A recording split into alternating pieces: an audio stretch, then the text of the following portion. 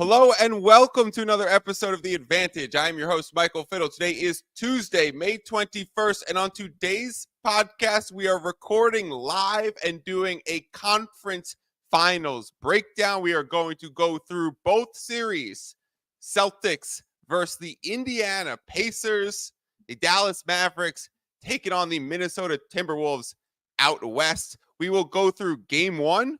We will go through series pricing. We will go through series props. We will go through long shots. You name it. You can also drop a comment if you are watching this on the Fantasy Basketball International YouTube, and we will hit your questions directly. So maybe you are wondering about a specific hedge position. Maybe you are wondering how to handle a certain future for a conference finals ticket. Let us know and we can work through those strategies. Notice I say we because I got Drew Johnson and Mike Levy in the building with me, the two professional gamblers who have been joining me every week throughout the whole season. And before we officially get started, a few things that I want to say.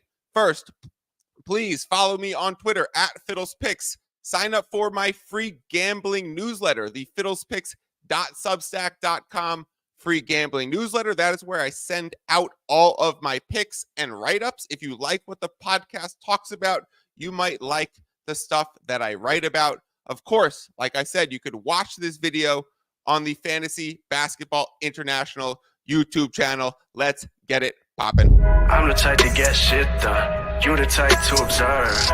March Madness on my speakers, but today's November 23rd. Got something loud in the blunt, yeah. Don't say what I want, yeah. Probably somewhere sunny and tan. Foreign women in the sun, yeah. That's all that I need. That's all that I need. That's all that I need. Got my brothers with me. Got my brothers with me, and my mama's healthy. That's all that I need. All right, like I said, I am joined by the few guests that have been with me every single week. Mike Levy looking sharp in his collared shirt.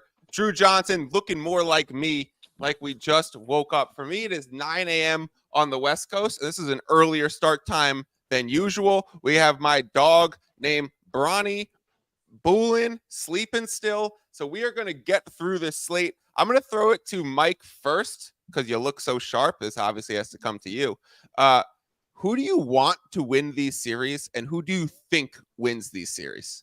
Yeah, you got a couple hours on you this morning back east. So, yeah, I'd say I'm looking forward to Minnesota getting in there after that 7-game series. And it's, I'm sure you guys saw the presser with Edwards and Towns, being all jovial, and did not realize Towns has been there like 9 years. So, their core is ready to go. And Luka and Kyrie, great players. I like the Wolves' depth more, and I like the fact that it's been, since I was in high school. Some others were different ages in 04 when Minnesota was, I believe, in the conference finals against the Lakers at that time. And so it's been a long time for them. I like the new blood, so that's who I'm rooting for. Could come back around for picks and stuff, but that was, from a rooting perspective, I'd like to see Minnesota. Do you have are you just instantly going Celtics are going to make it? It's not even worth considering a rooting series. interest.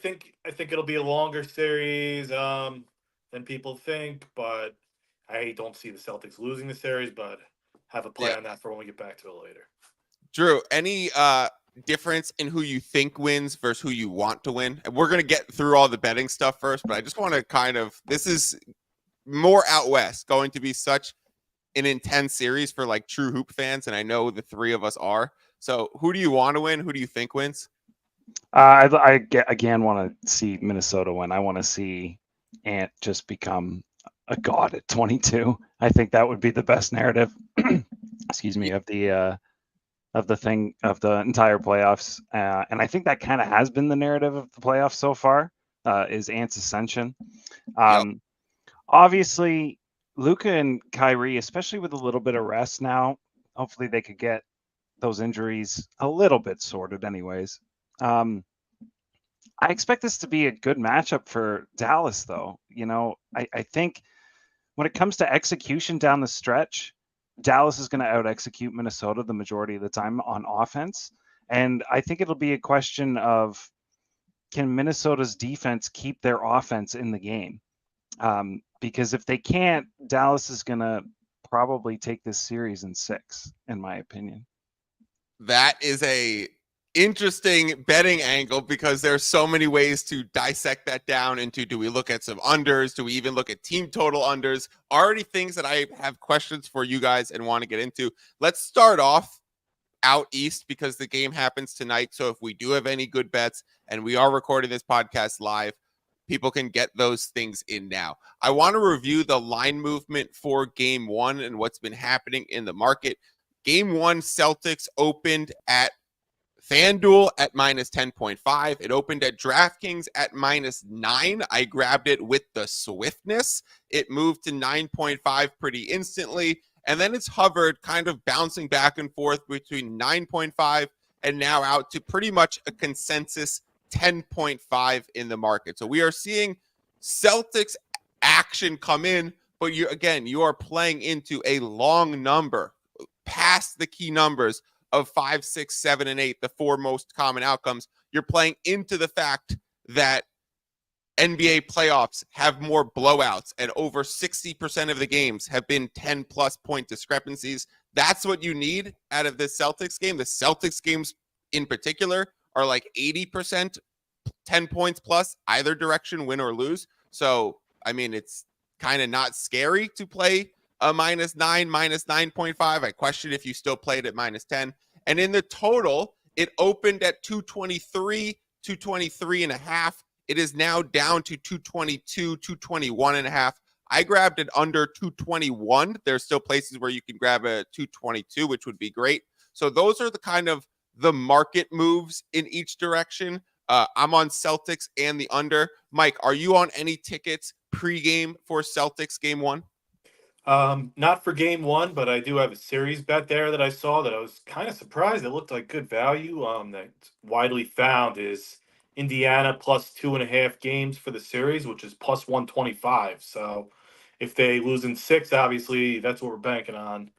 And you're getting plus 125 odds. So I thought that was that was pretty good odds, I thought, because while I expect Boston to win tonight and Indiana to not have the gas tonight, but I think they could steal game 2 and then definitely get at least one game at home. So that gets us to the 6 games. In terms of tonight, I would say I do like Boston to score a lot early on. So maybe their team total in the first half could be a good one, but I don't have a ton on game 1, but I like Indiana for the series plus 2.5 plus $1.25. Drew, anything you like for game 1 specifically? Yeah, so I got the lowest number for an over on 220 and a half, which I found late last night. And it is looking like it's going to rise a little bit, maybe back to 222 and a half. And then I'm probably just going to play it back. Yep. I don't see, I imagine the game ends up pretty close to that total.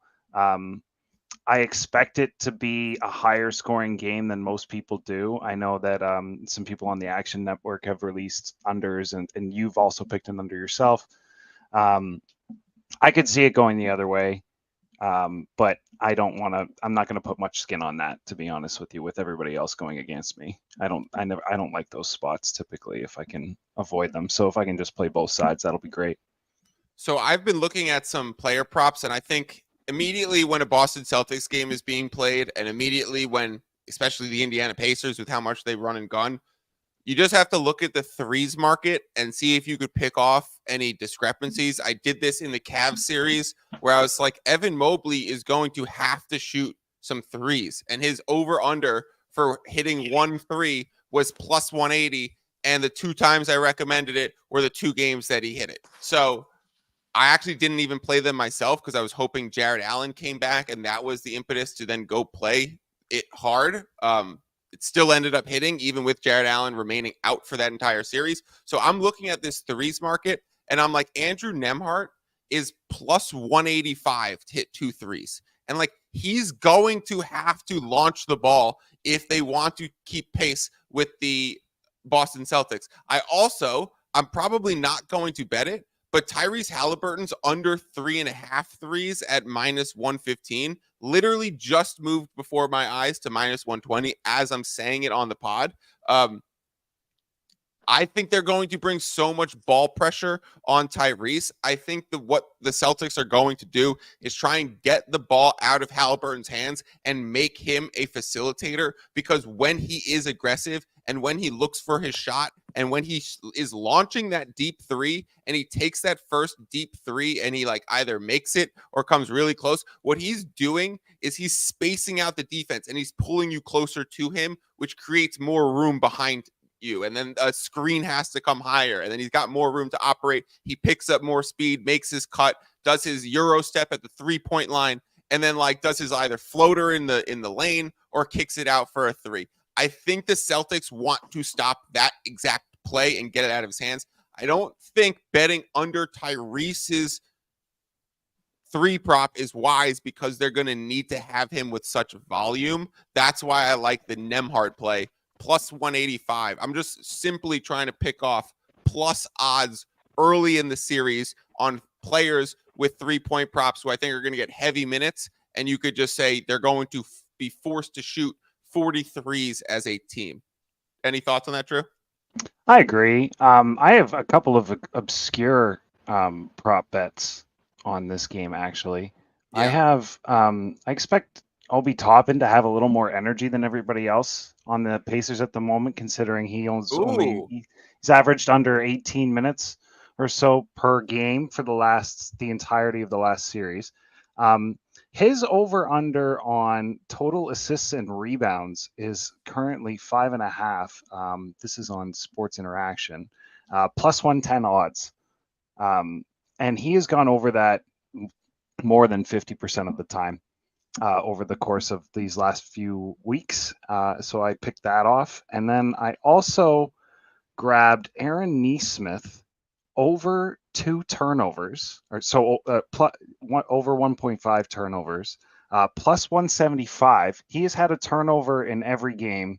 I expect him to maybe hit that 2 this time with the perimeter defense of the Celtics and him just being a little tired and maybe it's not probably being Jaylen Brown on him too, who's a exactly. underrated defender. So plus 175, I think, is great odds on that. I would play that down to, plus 160, maybe even plus 155. And the Obi Toppin seems to be moving up a bit, which I don't understand, but I looked into series leaders for threes because I was like, I want Derek White for series leader threes because he shoots 9 a game and does them with efficiency. And I thought there'd be an overreaction and movement towards Tyrese because of the way that he's been launching it in the last few games of the Knicks series. So I was like, give me Derek White because he's so consistent. I saw him to lead the series in threes was only plus 170. And I was like, that now becomes unplayable. Tatum was plus 550. And I was like, does that sneakily have value? Maybe, but he's been shooting so many less threes, and I think that's a big part without Porzingis that he needs to attack the rim a little bit more. Mike, I want to throw this to you. If you're gonna try and back the Celtics, now I know you gave out Indiana Pacers plus 2.5, so I think this is a good question to throw to you. If you want to back the Celtics and they have these such long odds, would you consider looking at like Jason Tatum, Eastern Conference Finals MVP at minus 220 instead of the series price at minus 1,200? How much do you think some of the other guys like Jaylen Brown or Derek White are a threat to take Tatum's Eastern Conference Finals MVP? And then within that, would you take a portfolio of guys? Like if you took Tatum and Jaylen Brown together at the best available odds, you're still net returning more than just betting the series price. So I want to talk through Eastern Conference Finals MVP versus series price winner. Yeah, you make a good point there. I mean, I'm probably the wrong one to ask, to be honest, because I don't bet a lot of awards. I just find it hard to get more than like grocery dollars down on it. But I was about to say, this is a limits issue. Yeah, it just isn't worth the squeeze. But yeah, at times I have done it, and there's definitely some edges. But I like your premise there. you'll definitely. You could look for the same bet. I know a few places have it, to where you could bet Boston to win Game 1 and win the series, which you'll get a pretty good price. The only way you get burned there is if Indiana wins Game 1 and wins the series. But there's enough things you could do, and you'd be laying significantly less. Or you could lay 1.5 games in the series with Boston if you think they'll win by 5. But to answer I do think Tatum. I mean, he should be the MVP. You would expect most of he should be able to score at will. And the matchups and with how high scoring it's going to be, I would expect that to be a little bit better value. Yeah, obviously you can't bet the Celtics to win the series. You got to get a little creative there if that's the angle you're going to take. But again, with the Celtics, it's kind of been a foregone conclusion that they're kind of going to get to the final. So it's been a little hard. Yeah, I think focusing on props and derivatives is the way to go because there hasn't been any straight value on just prices, even point spreads or series prices. And it's not like we could say, oh, just go the other direction and fade them because they've been covering some of these really long spreads. So the question all year with the Celtics has been, how do you back them if you want to back them? What's the right angle to play if you're not willing to play into really steep juice? Someone like me, I'm willing to play a minus 1,200 money line, but I understand other people, especially in a series price, are a little bit hesitant of that. Would rather shop for a minus 215 Eastern Conference Finals MVP. Maybe they're not affected by limits and they're just, a $20, $30 better. Then yeah, that might be the best market to go. Look for Jason Tatum to come out absolutely gunning and now putting the team on his back and pressing a little bit in his actions. I think this matchup is great for him, Porzingis or no Porzingis. You're going to kind of force Pascal Siakam to guard Tatum, and he is just so much faster in that matchup. I know Spicy P is really good, but if Tatum's 3 is hitting, he's going to create space. He's too quick to move by him. It's just a terrible matchup. You're going to have to see some Neesmith, some Nembhard adjustments, and then those guys don't really have the size for Tatum. So he's like the perfect tweener that's going to completely muck up what the Indiana Pacers do. Do you have anything else that you want to hit on this series, Drew, before we move out west? No, other than the Derek White overs, I would keep an eye on those. Right, today's is 17.5. I think that's a smidge high. If he has a low scoring game, it typically comes down a point or two, and then you can sort of play it back. That's something to look for in all of these series that I've noticed throughout the playoffs is the market tends to overreact to one game on props. So if a player has a good game, look to fade them in the next game and vice versa. Yeah, I've been trying to do that with Al Horford because he was playing so shitty, and I was like, the Celtics need him to shoot. And then I didn't do it in that game 5 when he finally broke out, and now it's probably priced out. That would be something I look into. All right, let's go out west. I'm going to start with the market moves and what's been happening, but it's been generally a flat market. This opened on the spread at Timberwolves -4 or -4.5. It is at a consensus 4 or 4.5 still.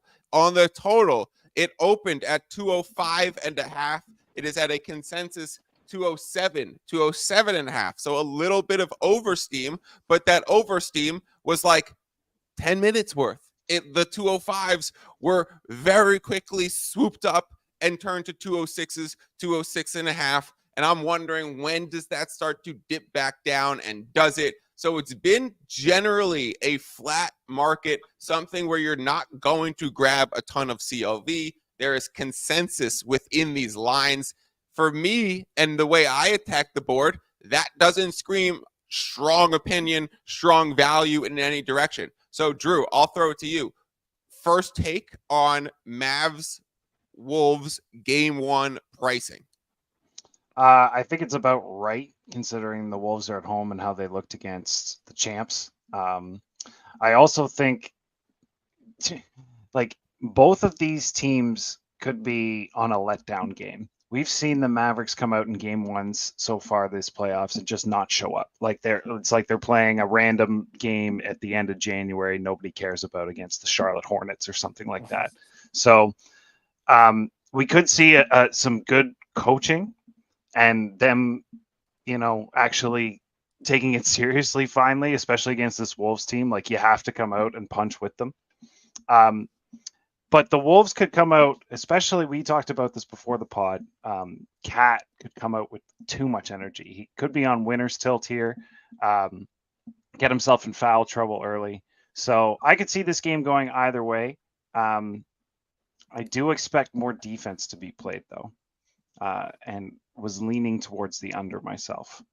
Yeah, I'm leaning towards the under, but I'm wondering when's the right time to strike. Am I just being contrarian to the market? If I find the right time to strike, then I want to do it for a full unit. If I'm going to be contrarian to the market, then I want to wait for the best number possible and do it pre-tip for a quarter of the unit. And based on my basketball opinion, Mike, it's generally been, like I said, flat market for this game one. Do you have any reads, best bets? Is this kind of a place where you're going to look to live bet and take the points early? Talk us through how you're approaching this game one. Yep. I agree with Drew about, I would definitely think it could be a letdown game for Minnesota. Could Dallas is going to be coming in rested. I think the pressure is going to be on Minnesota. The play I'm going with would be Dallas in the first quarter. Shorten up the handicap a little bit. It's plus 115 or 120. You could find the first quarter. I agree that it could be like a Cat gets in foul trouble scenario, or Dallas's first quarter results, looking at the Thunder series, were tremendous. I think they tied one of the first quarters, and then the other 5, they had a significant edge. And aren't the Wolves like one of the worst first quarter teams in the NBA? I know, right about that. Of the respectable teams, like Right. the Hornets might be worse than them, the Trailblazers might be worse than them, but I think the Wolves are one of the slowest starting teams. So I really like this. This is something I think I'm going to keep going. And it's going to be a tough, and I just think, and the one point that I've heard a few talking heads say, which I agree with, is that this is the first time Minnesota's expected to win. So they're coming in with a lot of expectations, and while I think we all could agree it'll be a long series, pretty evenly matched. Could definitely see Dallas coming out strong, and then we'll see if home court takes serve in the second half, but. Dallas first quarter would be it. And in terms of live betting, I think you could play runs. It's going to be a little bit harder than maybe the Thunder series was at the beginning because that was higher scoring, but I find those have more swings, and it's getting a little tougher with the live betting just because the teams are just so evenly matched. It's some of these games have been runaway trains. A few of the Nick Pacer games, where I'm trying to take points out of run, it'll just go one way. That series was going back, some high score, blowout games. So you kind of need like the Thunder Maverick type games where they're like 5 to 10 point games. I don't think you can go too wrong grabbing the points beforehand with Dallas and then trying to come back. If Dallas is ahead, you get Minnesota like on a cheap money line, or maybe you grab 1 or 2 with Minnesota and you take your chances on a middle there. Just the lines before the game, as we've all been saying, are just very, they're banged into shape. They're very efficient. So if I was taking Dallas with the points, I'd be looking to get off it at a good price, because you're not going to really have an edge too much on that pre-flop. If you're taking Dallas with the points, it's kind of negated by wanting Dallas first quarter, right? If you're going to look to take Dallas and then work off of with the points, you might as well just take Dallas first quarter, look to cash that early when you would be working off of it because the ticket's looking good. Then you've already recouped that, and then you can re-roll it over to your next thing. So I actually really like did you already put something down, and do you have odds on first quarter? I saw plus 110 somewhere, and then looking at the screen, I'm seeing 115 and 120 at a few shops. I won't name them, but it's available at about 3 or 4 places right now. Sometimes first quarters don't come up until the day of the game. But exactly. And you prefer a money line in this situation versus taking what? Is it going to be like a point and a half? Yeah, you can take a point too. It's just personal preference. I think they'll probably be up by 1 or 2 or something or 3, and Yeah, I'll take the plus odds there. I like that a And lot. yeah, I I think actually that's just a good pulled way. up the rotations, and Kyrie and Luka are playing more in the first quarter in the playoffs than they were in the regular season. Kyrie was getting pulled in the first quarter at the 7 or 6 minute mark. That has not been happening in the playoffs. He's been getting pulled at closer to the 4 minute mark. And then, so if Kyrie's going to get an extra 2 or 3 minutes of burn Exactly. in That's a that great first point. quarter, that's a nice little rotation thing to pick off. Something me and Mike talked about when we did our strategies for live betting podcast.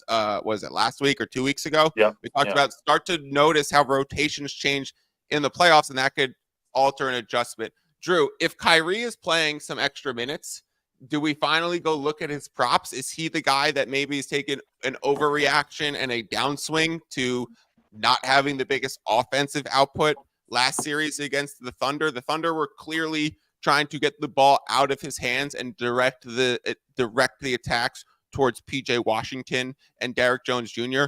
They said, we're going to let them shoot, and if they beat us, they do. They did. They hit the shots, and they beat him, and they did it over and over again consistently. Okay, point proven. Move on. We just don't know if the Wolves are going to force the Mavericks to do the same things, or if Kyrie now becomes more of an offensive creator again. It might be Mike Conley on Kyrie Irving, right? It's either going to be Mike Conley on Kyrie Irving or Derrick Jones Jr. And then if you put DJJ on him, you wonder if size and speed, and he goes in the dunker spot and just crushes you with offensive rebounds like Josh Hart does to so many small guards. So this is potentially a huge swing in the matchup. Could you be talked into some Kyrie Irving scoring overs? I think everything that you just said there actually leans to his points plus assists overs. Sure. So if you're going to look for value, I would go there. One of the things that is the market has overreacted to is Luka. Luka's totals for points right now are actually like you can get him at almost plus odds over 28.5 in a game where he's going to finally be rested, hopefully long enough to have some of his leg stuff sorted out a bit. I also don't see too many guys on Minnesota who can guard him one-on-one. You might get McDaniels on him just to put some length, but he doesn't have the size, and Luka can always find what is going to work against a given person based on their physicality, whether he's faster than them, whether he's more skilled, whether he can get his back to the basket, back them down, and get to. So I've actually picked up his over 28.5 for, I think I got minus 105, which I think is really good there. Yeah, I like that.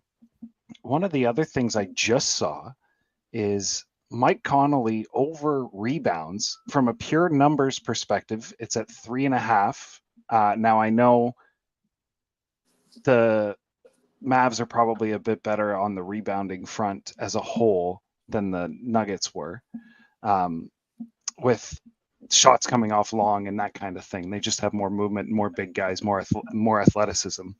That said, Mike has hit this total in like 8 of the last 10 and like 14 of the last 20 or something like that.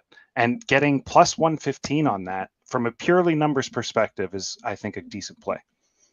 Nice. Yeah, I like that. I definitely like that. I like these both. I'm going to be tailing some first quarter, some Luka overs, potentially some Mike Conley rebound overs.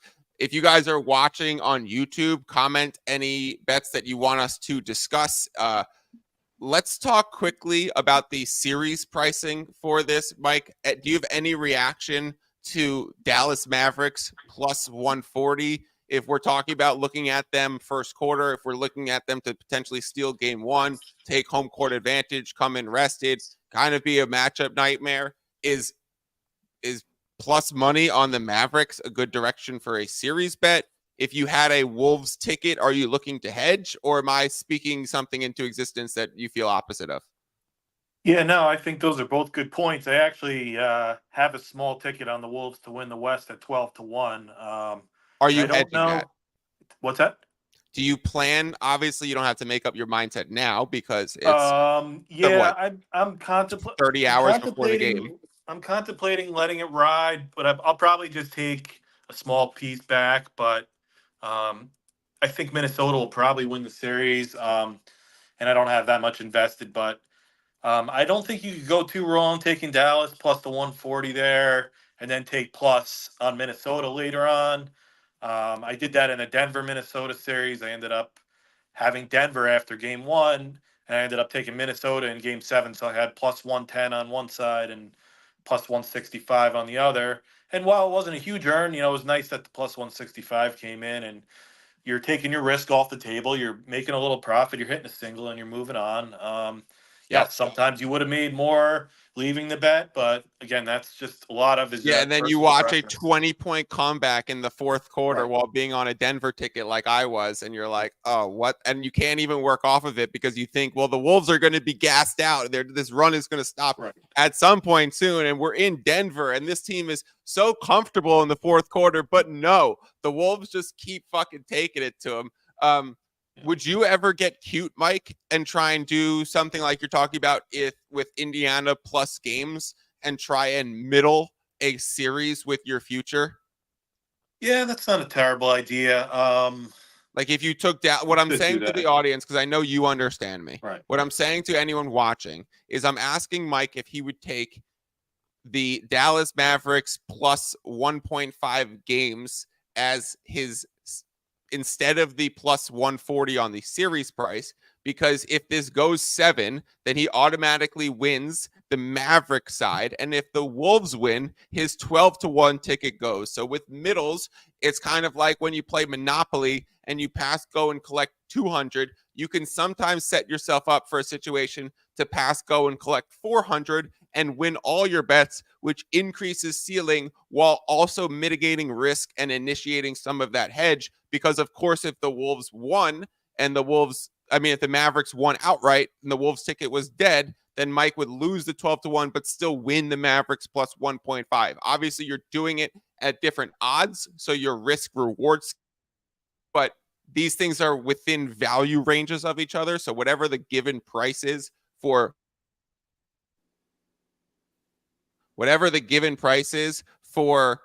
the series just to win outright is going to be a correct reflection of plus 1.5. Does that make sense, Mike? Did I explain that properly? Yeah, absolutely. Actually, I was just checking what the Dallas Minnesota series, if you could grab the 1.5 or the 2.5. Yeah, a lot depends on. I mean, I believe in just my personal philosophy is I want to if I get a good ticket deep, like I want to at least cover my investment, maybe make something for my time, and then I'll usually let the ticket I already had run for more. You can make it where you try to make the same unit on both sides, but then why did you even make the bet? Unless you're So just right. So this is there's something that I spoke about last week when I did an episode on Buckets Live, when I talked about sometimes when you're at the professional level and you're doing this for full-time living, hedging might be a minus EV move. And Mike's talking, yeah, you could let it ride and maybe you make more bang for your buck, but it's nice to hit the single. If you're moving around enough money and talking earlier in the pod of I can't bet in that direction because of limits and I'm going to hedge it back and play it back and get my profit. Like these are things when you're doing it at scale, some of your positions and your principles change a little bit and they need to. So I think it's an interesting take. If you only had 20, 30 bucks, you're probably letting those things ride and not hedging it. Mike, the last question I'm going to ask you, and I'm going to throw it back to Drew to wrap us up. Do you have any thoughts on the total being 207 now? Because Drew and I are both looking at unders, but we felt like the total is rising, so we're not sure. Does it dip? Do we want to wait and be contrarian? What is your opinion on the 207 for this series with two teams that have been the Wolves, the number one defensive team all year with Rudy Gobert, and the Mavericks, the number one defense since March, and I said probably number 2 with the Wolves now throughout the playoffs. Thoughts on the under here? I'm looking at the movement right now. Yeah, I'm seeing 207.5 and 208. 208 coming. Wow. I'm seeing that at circa on the screen, but I mean, not everyone. I don't have access to it, but I see that they're up there. A lot of 207s. I'm seeing a range between 207 and 208. So, but yeah, it's a contrast to styles, right? Because I mean, Minnesota wants to play a little slower, Dallas wants to play faster. So, and when you have Luca and Kyrie, I mean, I'm more of an under player in general. And the To way me, this Minnesota, feels like such a strong under spot. Like I'm just like 208. Like this, Drew, this thing can't go to 208 and a half, can it? Because if let me throw something in. If it goes to 208 and a half, then you're inviting the whole playback wheel from everyone who grabbed the over 205 and a half from the beginning. So I don't think it could get to 208 and a half. So it's going to have to stick at 208 and then start to work itself back down. There's so much within me compelling me to play an under 208. I'm going to play an under 207, 208 for sure, I'd say. And if it does go higher, I think you just add to your position that way and expect it to come down before the game. You know, we've still got 30 hours to go here. Yeah. Yeah. Because like you said, if it hits 208 and a half, all of those 204s and 205s are playing back. All of them. Right. Yeah. Okay. That's very, So interesting. you might still find a 2.5 point middle here, and you know this game could easily end up being bang on. We know how sharp these lines are late in season.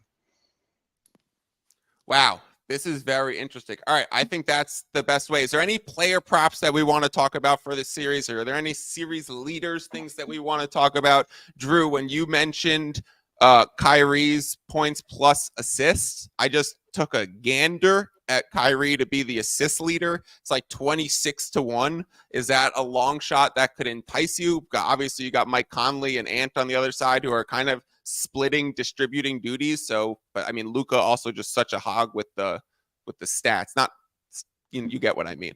I don't think I could get there with Kyrie. I think what is more likely to happen in that series, and the books are pricing it as such, is Luca to have a good couple of games scoring wise, and then to start throwing different looks at him, double teams that he's going to end up having to pass out of later in the series. We're going to be seeing, those 24 point, 11 assist totals from him again, probably games 3, 4, 5. If Kyrie and Karl Anthony Towns are linchpins of scoring on offense, could you be talked into either of them as scoring leaders at 12-1 or 17-1? Or do you think this is just Ant and Luca are clearly going to get close to 30 every single game, so you can't fade that? I mean, I don't know if they'll get close to 30 every single game. I think what will end up happening is we'll see Ant have, another 35, 40 point game where just nobody can guard him and he looks like a god out there. And Luka is likely to do the same thing. But the different defensive adjustments throughout this series are really going to be what changes those totals up and down. So like I said before, start looking at the market overreacting to things that happened in the previous game. Check out who's guarding Kyrie Irving if you're trying to live bet it or anything else. Mike, do you have any props or angles that you want to talk about for Mavs before we get out of here, or Wolves? I would maybe look for a little bit of regression from PJ Washington. He was just so good in that last series, and OKC let him be good, right? So we don't think the Wolves are necessarily going to do that. It totally changes when you have the versatility that the Wolves defense has. Exactly. Such better defender, some better wing defenders. More length. Yeah, exactly. I mean, Oklahoma City is a small team. They were quick, but for some reason, maybe they were overloading so much on Kyrie and Luca that Minnesota might not have to do that because they have better individual defenders. But might look for Washington under points for a game or two, and then I'm sure it'll catch up. But that might be where I'd look at the beginning. Yeah, probably also a harsher environment too. Yep. OKC. I mean, I know OKC's like a daunting place, but I think what PJ did definitely one of those games at home. Derek Jones Jr. in the last game was absurd. Right.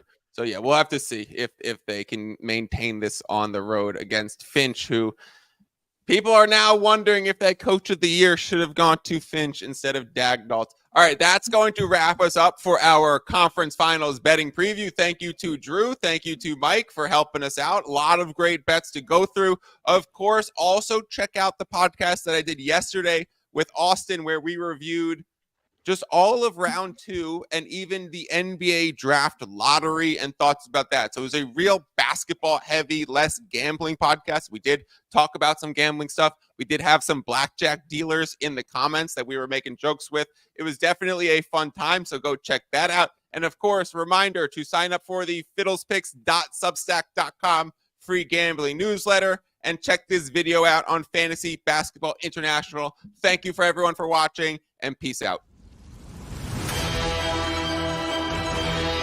You just listened to another episode from the Fantasy Basketball International Podcast Network. Thanks for joining us. And for more information about joining our community, please check out our website at fbibasketball.com.